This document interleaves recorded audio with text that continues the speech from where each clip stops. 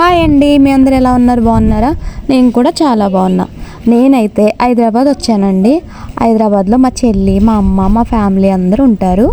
వాళ్ళ పిల్లలకి హాలిడేస్ ఇచ్చారు కదా, సరదాగా వాళ్ళతో గడుపుదామని చెప్పి వచ్చాను.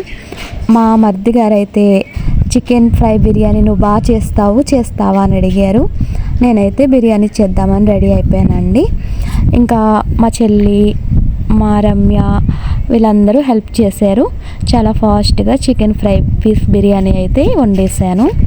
చాలా టేస్టీగా చాలా బాగా వచ్చింది. నేను ఈ బిర్యానీ ఎప్పుడు చేసినా చాలా బాగా కుదురుతుంది.